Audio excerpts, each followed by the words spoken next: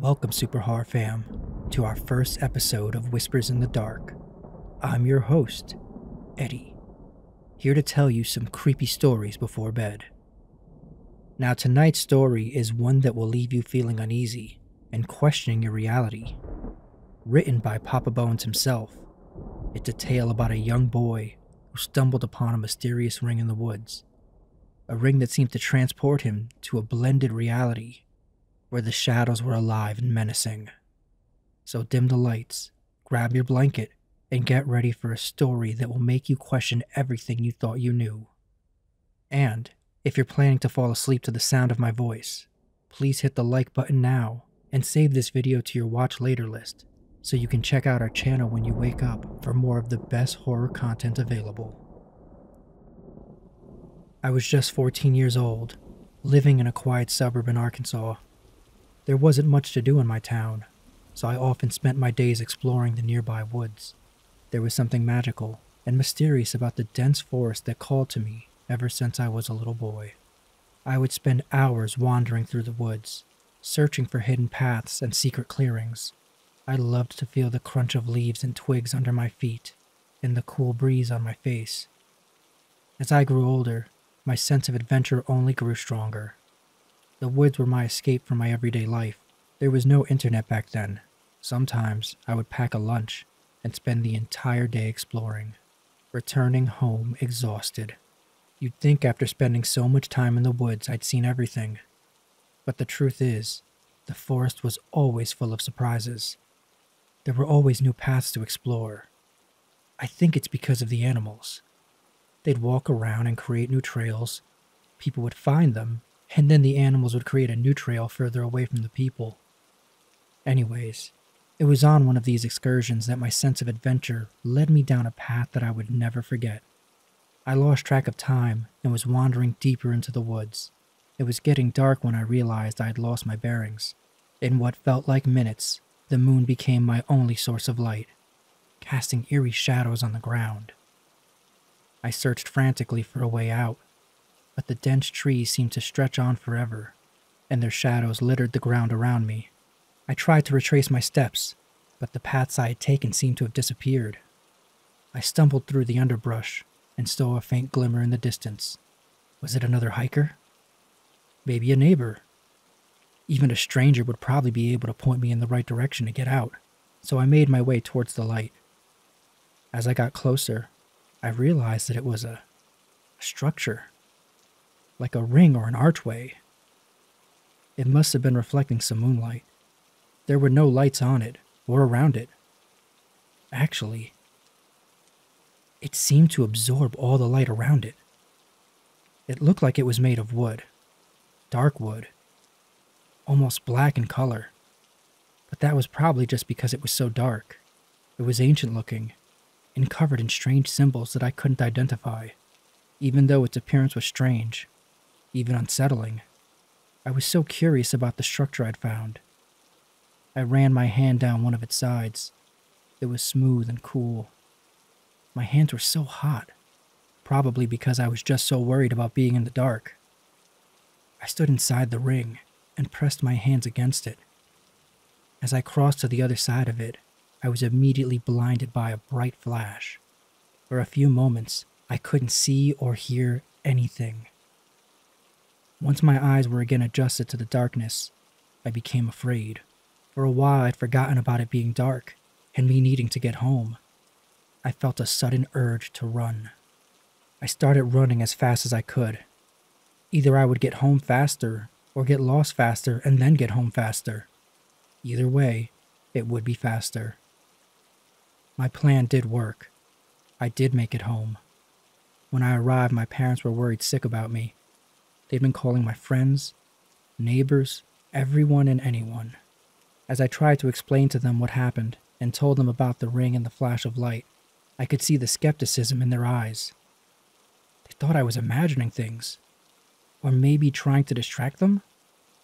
I'd never been home that late on a school night. I was sent to my room. After the day I had, I was ready to send myself to my room. I laid on my bed and turned out the light. As I laid there in the darkness, my mind was racing. I'd always been a curious kid, but this was something else entirely. Why couldn't I get that ring out of my mind? And what was that flash? Distracted by my own thoughts, I didn't notice at first the strange movement around me. But then I saw it. The shadows were shifting and twisting, almost as if they were alive. It was like there were living shadows hiding in the normal shadows around me. I watched in disbelief as the shadow bodies emerged from within the darkness, their shapes flickering and indistinct. It was as if they were studying me, observing my every move with a cold detachment. I stared at the shadow people. A sense of dread began to wash over me. I felt like I was being watched by something sinister. I tried to shake off the feeling, but the shadow people continued to watch me, closely, almost hungrily. For the first time in my life, I felt truly afraid. The darkness seemed to be closing in around me, suffocating me with its weight. I started screaming. My screams must have alerted my parents, as they rushed into the room to see what was wrong. But as soon as they turned on the light, the shadow people vanished, leaving me alone, afraid, and confused.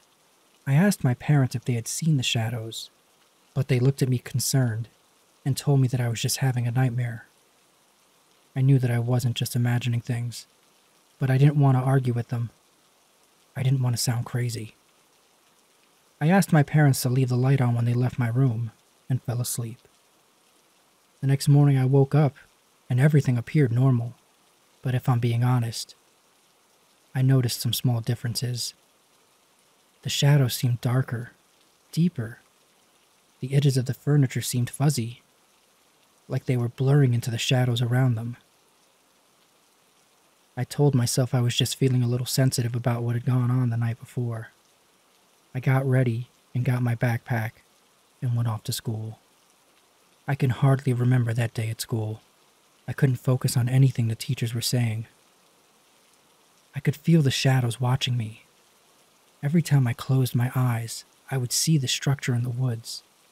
When school finally ended, I rushed home, eager to get away from pretty much everyone. But as soon as I arrived, I knew that I wasn't safe. The shadows were waiting for me, lurking just beyond the edge of my vision. I quickly ran around the house, turning on all the lights. It started to rain outside. I looked out the window and watched as the storm clouds blocked out the sun, creating shadows everywhere. Then I saw something that made my blood run cold. A shadow emerged from under a car parked down the street and was slowly making its way towards Joey, a little kid that lived 4 houses down. I didn't know what to do. I panicked.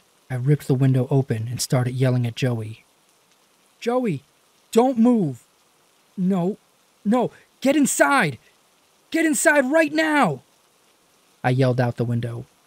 Joey looked up, startled by my shouting, but he couldn't hear what I was saying because of the rain. This large shadow beast started speeding up, like it was charging towards Joey, but it ran right past him. It was almost as if it couldn't see him. The shadow seemed to be exclusively focused on me, like it somehow knew I could see it. I could feel it getting closer, almost suffocatingly close. Just then a car drove up the street with its lights on. As the lights hit the shadow beast, it started to flicker in and out of existence. They were clearly stronger in the dark. I slept with the lights on again that night. Or I would have, if I slept any. All night I saw the shadow people lurking in the darkness, waiting for me to let my guard down and turn off the light. The next day at school was even worse. Have you ever considered how many shadows there are around you? I started noticing them everywhere. Underneath parked cars, behind bookshelves, the inside of my book bag. All shadows. And whenever I closed my eyes, I could see that structure, that ring in the forest. That ring was somehow responsible for all of this. When I got home that day, I went straight to my room and closed the door. I didn't want to talk to my parents or anyone else. I just wanted to be alone with my thoughts. As I laid on my bed, I looked over at my closet Another place for shadows to hide. I could see them through the crack, watching me with their unblinking eyes. Just then my mother came in my room. She was worried about me. I tried to pretend everything was fine, but I couldn't look her in the eye for more than a few seconds at a time. I had to keep my eyes on the closet.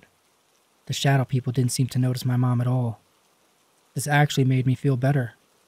My mom was safe. Everyone was safe. Maybe I was seeing things people aren't supposed to see, and maybe the things I was seeing could see me too. Maybe they weren't supposed to see me either. My mom left my room, and I turned my attention to my window. It was dark out. A shadow figure was standing outside, just beyond the reach of a streetlight. It was watching me, waiting for me to make a move. I knew that I couldn't keep living like this. I had to figure out what was going on and put an end to it. And I knew the only way to do that was to go back to the ring in the forest. The next day I didn't go to school. Instead, I made up my mind to find the ring in the forest again. I packed my book bag with some essentials and set out to find it. I walked for hours. It's difficult to find something you've only come across accidentally when you were lost. But eventually, I came to the clearing where I found the ring before. Or at least I thought I did. Everything looked right, but there was no ring. I searched the area, not for a giant black archway, but for little things. Could it have been moved? Was I even really at the right place? It was hard to tell. But no, I was sure of it. This was the place. But the ring was missing. And to make matters worse, it would be dark soon, and being outdoors, the shadows would be able to get me. I started thinking, maybe I should go home, but take note of where I was and come back tomorrow. No. What good would that do? If the ring was moved, why would it get moved back? How was it moved anyways? And why? I didn't spend long thinking about this. Maybe 5 minutes, but it distracted me long enough. In those few minutes, the sun began to set. The thick forest that surrounded me was full of shadows. In every direction I looked, I could see the shadow people, eager to reach me. Some even moved right to the edge of the shadows and would reach out to me. Their arms would flicker when exposed to the dying sunlight. I brought a flashlight with me, but what was I supposed to do? Point it at myself and not move until morning? That sounded like a bad idea. But at least it was an idea. I frantically began searching through the book bag and pulled out the flashlight. I did my best to prepare myself for whatever was going to happen next. Then I saw a familiar glisten. The ring was beginning to appear. I pointed my flashlight at it, and it flickered like the shadow people. Maybe the ring was made of shadows? None of that mattered to me. I turned off my flashlight, hoping the ring would fully materialize soon. The darker the sky became, the darker the ring became. What if it didn't fully appear until it was dark? I stood there staring at the ring, sweating, desperate and unblinking, waiting for the last bit of light to leave the sky so I could run through it.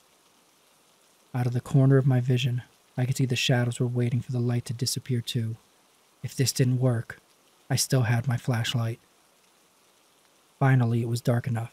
I squinted my eyes shut and ran through the ring as quickly as I could. But I didn't stop there. I kept running, using my flashlight to guide me through the dark woods, spinning it around me as I ran to keep any potential shadows at bay. When I arrived home, my parents were furious. Cutting school, staying out late. I really did it this time. While they were yelling at me, I scanned the room. There were shadows, under the couch, behind the fridge, and underneath the table. And they were all normal. All of them.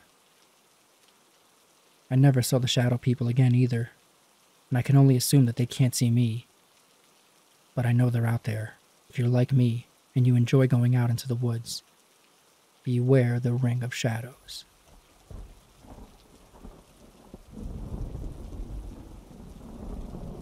That's it for tonight, Horror Fam. I hope you enjoyed it. If you're still awake, feel free to loop this video until we can get a few of these together to make a longer compilation. The world is an incredible place, and there's still a lot we don't know about it. And sometimes things can be a lot scarier than we expect. So before I go, I want to remind you all that you are important, and that your fears and anxieties are valid.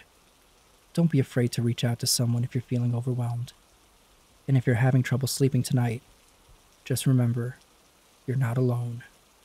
Thank you for watching. I hope you all sleep well. But remember, on this show, sweet dreams are not guaranteed. Good night.